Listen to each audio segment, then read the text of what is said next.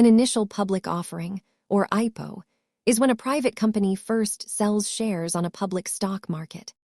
IPO stands for Initial Public Offering, and it marks a company's move from private ownership to public trading. A simple way to understand the raise is the offer price multiplied by the number of shares sold.